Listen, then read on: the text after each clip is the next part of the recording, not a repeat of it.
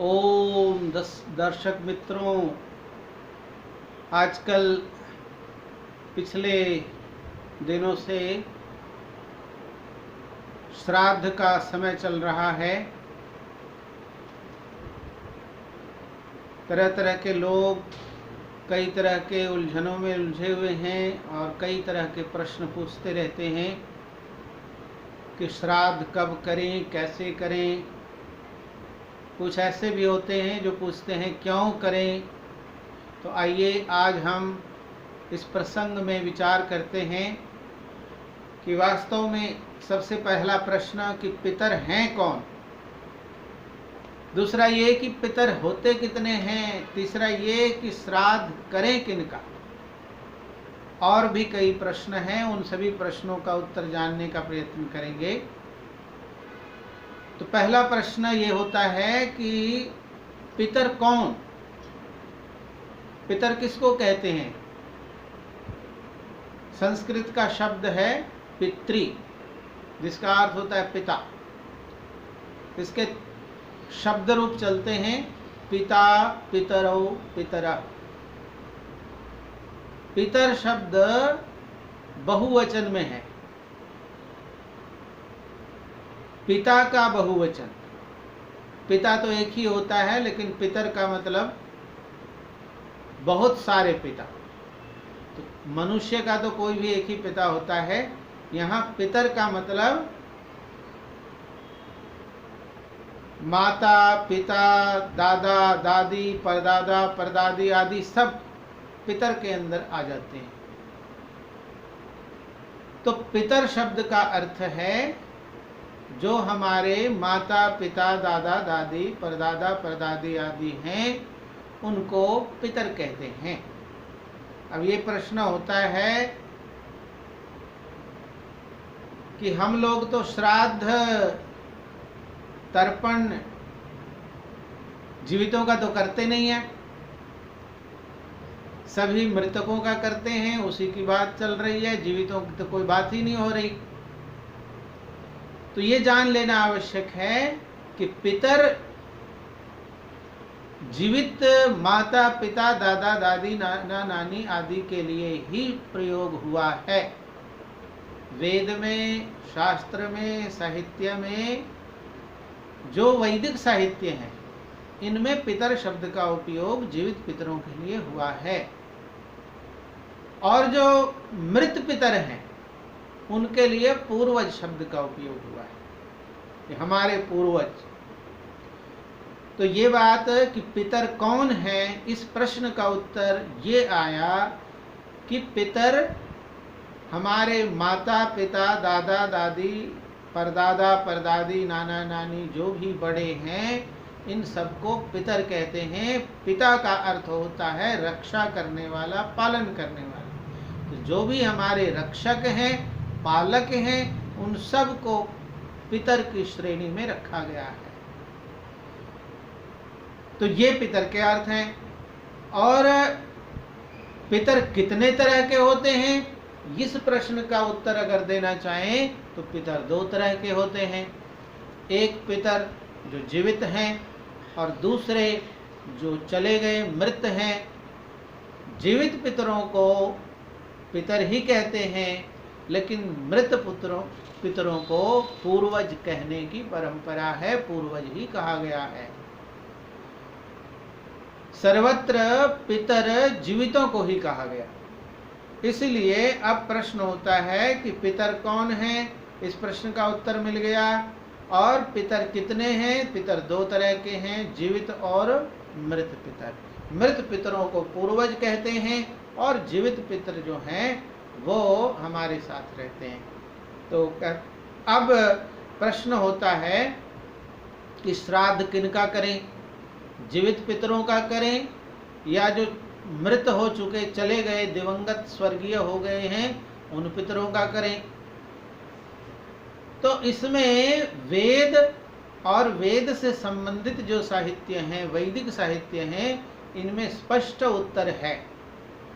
वेद में स्पष्ट उल्लेख है, ऊर्जम वहन्तिरमृतम घृतम पयः किलालम परिश्रुतम स्वधास्थ तर्पयत मे पितृन, कि घी घृत दुग्ध फल रसदार फल जो बहुत ही पौष्टिक और बलकारक पदार्थ हैं, ऐसे उत्तम उत्तम पदार्थों से, रसदार फलों से भोजन, वस्त्र, औषध और मीठे वचनों के द्वारा हम पितरों की सेवा करें। वेद के अनुसार जो मनुस्मृति, जिसको हम धर्मशास्त्र कहते हैं, आचरण शास्त्र, आचरण का विषय मनुस्मृति में लिखा हुआ है, उसमें स्पष्ट उल्लेख किया है, अहरह कुर्यात् श्राद्धम अन्नेन उदकेन वा पयो मूल फले वापि पितृन प्रीतिमावहन, कि प्रतिदिन, अब ये विषय आता है कि श्राद्ध कब करें, इसका भी उत्तर इसमें दिया है कि श्राद्ध कब करें। तो इसमें श्लोक में मनु महाराज का विधान किया गया, का विधान है कि अहरह कुर्यात् श्राद्धम, प्रतिदिन श्राद्ध करना चाहिए, अन्नेन उदकेन वा, अन्न से और जल से, पयो मूल फलैर्वापि, दूध, कंद, मूल और फलों से, फलों आदि के द्वारा, पितृन प्रीतिमावहन, पितरों का श्राद्ध करना चाहिए, प्रीतिमावहन, प्रेम पूर्वक, श्रद्धा पूर्वक, उनके प्रति आदर सत्कार की भावना से युक्त होकर प्रेम से पितरों की प्रतिदिन श्राद्ध करना चाहिए। अब आप स्पष्ट है कि इन सब पदार्थों से पितरों का श्राद्ध करने का विधान मनुस्मृति में किया है, लेकिन आजकल बाजार में दो तरह की मनुस्मृति मिलती है, एक शुद्ध, दूसरी अशुद्ध। अशुद्ध मनुस्मृति में जीवित पितरों के श्राद्ध का तो विषय के श्लोक थोड़े से हैं, लेकिन मृत पितरों के श्राद्ध करने के श्लोक 200 से भी अधिक हैं। और जब आप वेद और वैदिक साहित्य का अध्ययन करेंगे और मनुस्मृति में इन श्लोकों की तुलना करेंगे कि मनुस्मृति में ये भी कहा गया है कि जीवित पितरों का श्राद्ध करना चाहिए, और 200 से भी अधिक श्लोकों में ये कहा गया है कि मृत पितरों का श्राद्ध करना चाहिए, तो कौन सी बात सही है?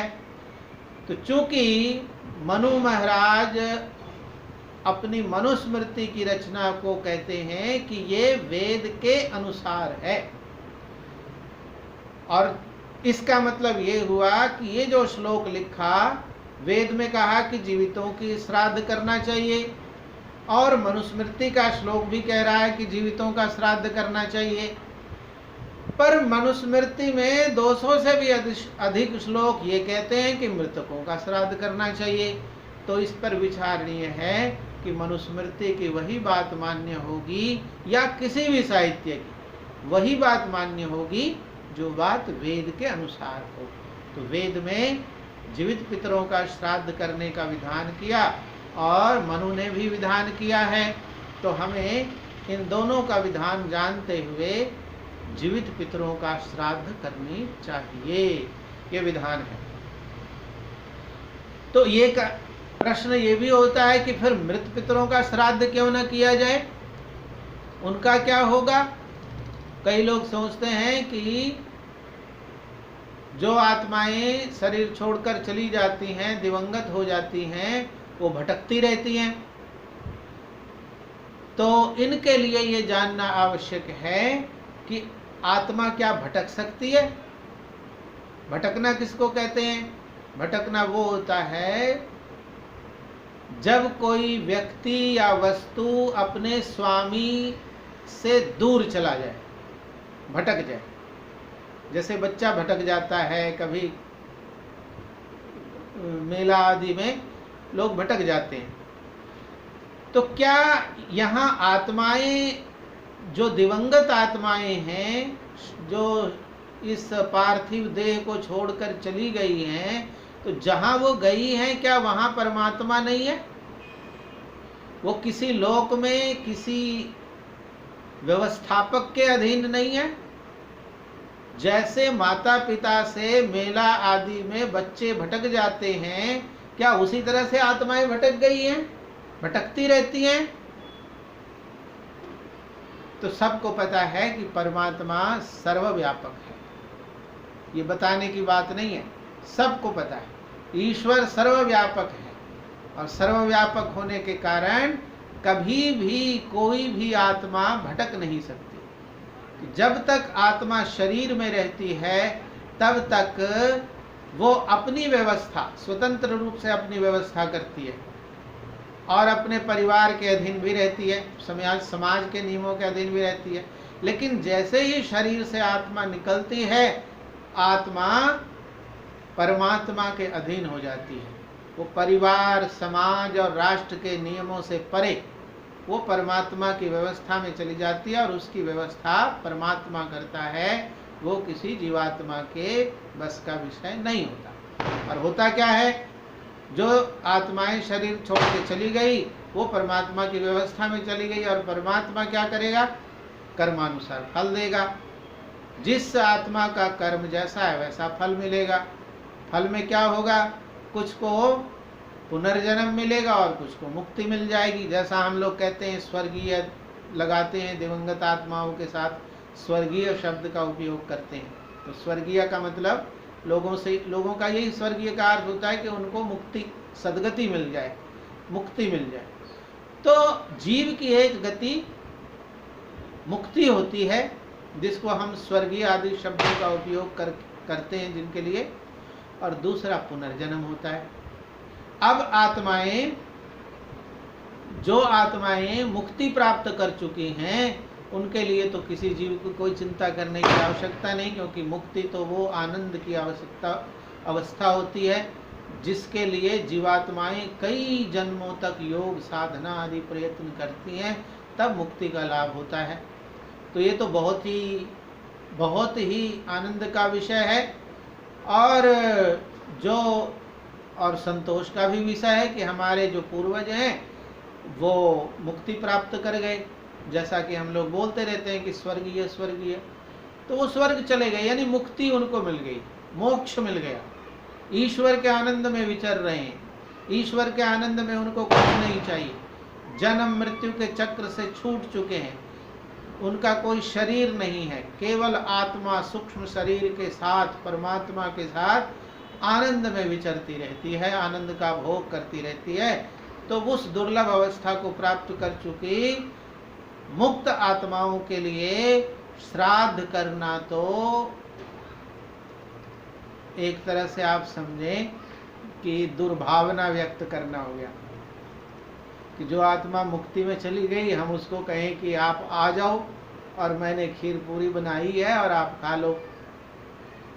तो जो खीर पूरी और सांसारिक सब सुख दुख से परे पर ब्रह्म के आनंद में जो आत्मा गई है, उसको फिर से इस लोक में जन्म मृत्यु के चक्र में, खाने पीने के चक्र में बुलाने जैसा कार्य, तो ये वास्तव में पितरों के प्रति, पूर्वजों के प्रति सद्भावना नहीं अपितु तो दुर्भावना व्यक्त होती है। तो इसलिए जो चले गए हैं, मुक्त हो गए, उनके लिए तो श्राद्ध करना ही नहीं चाहिए, इसका बनता ही नहीं। अब दूसरे रह गए पुनर्जन्म। हम सब जो सनातन धर्मी हैं विशेष रूप से, ये सब वैदिक व्यवस्था में चलते हैं और पुनर्जन्म के तो ऐसे भी समय समय पर प्रमाण मिलते रहते हैं। और वेद में स्पष्ट उपदेश किया है कि जो जीवात्माएं हैं शरीर छोड़कर चली जाती हैं उनका पुनर्जन्म होता है। जिनके कर्म उतने अच्छे नहीं होते उनको पुनर्जन्म मिलता है, जो मुक्ति के योग्य नहीं होते। तो हम सब तो पुनर्जन्म मानने वाले हैं, और पुनर्जन्म मानने वाले भी तो अब ये विचार ले पहले कि पुनर्जन्म होगा तो कैसे होगा। पुनर्जन्म होगा जैसे हमारा जन्म हुआ, माता और पिता के द्वारा जन्म हुआ, वैसे सभी जीवों के माता पिता के द्वारा जन्म होता है। तो जो जीव चला गया उसका पुनर्जन्म होगा, फिर से जन्म होगा, फिर से देह धारण करेगा, और देह धारण करेगा तो कैसे करेगा, कौन सा देह, कौन सी योनि, किस देश में, किस लोक में, ये व्यवस्था ईश्वर की है। ईश्वर जानता है कि वो दिवंगत आत्मा किस लोक में जन्म लेगी, किस देश में जन्म लेगी और किस योनि में जन्म लेगी और कौन उसके माँ और पिता बनेंगे, ये परमात्मा जानता है। तो कर्म के अनुसार दिवंगत आत्माओं को, जिनको मुक्ति नहीं मिली, उनके लिए परमात्मा माता और पिता को नियुक्त करता है। और जो माता पिता परमात्मा के द्वारा नियुक्त किए जाते हैं, वो माता पिता अपने कोख में, अपने गर्भ में पल रहे शिशु का और जन्म लेने के बाद शिशु का सब प्रकार से सुख सुविधाओं की संपूर्ण व्यवस्था करते हैं। उनकी व्यवस्था करना किसी मनुष्य के बस की बात नहीं, उनकी व्यवस्था करना मनुष्य के अधीन नहीं है, ये परमात्मा की व्यवस्था के अधीन है कि व्यक्ति मृत्यु के बाद किस योनि में, किस माता पिता से जन्मे। तो हमारी सनातन व्यवस्था के अनुसार यही नियम है कि मृत्यु के बाद पुनर्जन्म, पुनर्जन्म माता पिता के द्वारा, और जो माता पिता बनेंगे वो उसकी सारी सुख सुविधाओं का ध्यान रखेंगे। बच्चे को कब दूध पिलाना है, कब सुलाना है, कब लोरी गानी है, कौन सी शिक्षा देनी है, कहाँ पर सुलाना है, ये सारी व्यवस्था ईश्वर के नियम से जो माता और पिता नियुक्त किए गए हैं वो करेंगे। तो इसका मतलब ये हुआ कि जो पूर्वज मुक्ति को प्राप्त हो गए उनके लिए श्राद्ध की आवश्यकता नहीं, और जिनको पुनर्जन्म मिल गया वो ईश्वर की व्यवस्था से पुनर्जन्म में माता पिता के द्वारा अपने इस जन्म में किए गए कर्मों का फल प्राप्त कर रहे हैं। तो इनके लिए भी श्राद्ध करने की आवश्यकता नहीं। और जिन लोगों को ये शंका है कि आत्माएं भटकती हैं, उनके लिए मैंने पहले ही बताया कि कोई ऐसी जगह नहीं जहाँ पर आत्माएं परमात्मा से बाहर, उनकी व्यवस्था से बाहर जाकर भटक रही हो, स्वच्छंद भटक रही हो बिना किसी स्वामी के। तो ये संभव नहीं। इसीलिए वेदों की जो व्यवस्था है कि पितर जीवितों को कहते हैं और जो मृत हैं उनको हम पितर नाम मात्र के, एक्चुअल पितर जो जीवित हैं, और नॉमिनल पितर वो भी कहे जाते हैं जिनको हमने पूर्वज कहा, जिनके लिए हम लोग कहते हैं पूर्वज, हमारे पूर्वज। तो वो नॉमिनल पितर है, नाम मात्र के पितर है। अब हमें उनके जीवन से सीखना है। उनको जन्म दिवस है, उनका मृत्यु दिवस है, ऐसे दिवसों में हम मृत पितरों को स्मरण मात्र करते हैं, उनके गुणों का स्मरण करते हैं, उनके दोषों का स्मरण करते हैं, और उनके गुणों की परंपरा पीढ़ी दर पीढ़ी चलती रहे, ये क्रम न टूटे। हमारी सनातन धर्म की जो परंपरा है इसका क्रम न टूटे, इसका संकल्प लेते हैं। तो जीवित पितर का श्राद्ध करना, तर्पण करना, पिंडदान करना, पहले खिलाकर फिर बड़ों को जो युवा हैं उनको खाना पीना चाहिए, और जो चले गए हैं वो केवल नाम मात्र के पितर हैं, वो हमारे पूर्वज हो चुके हैं। हम उनके उत्तम गुण कर्म स्वभावों को याद रखते हुए अपने धर्म की सनातन परंपरा की रक्षा करें और हम भी उत्तम माता पिता बनने का संकल्प लें। तो ये एपिसोड बड़ा ना हो जाए, इस दृष्टि से मैं इस विषय को यहाँ समाप्त करता हूँ। और आगे जिनको जो प्रश्न पूछना है वो पूछ सकते हैं। आगे इसके विषय में और भी एपिसोड बनाएंगे और बताऊंगा कि कैसे जीवितों का ही विधान है, मृतकों का विधान नहीं किया गया है, उसके और कौन कौन से कारण हैं, इस विषय में भी चर्चा की जाएगी। तो अभी के लिए सबको धन्यवाद, सबको नमस्ते।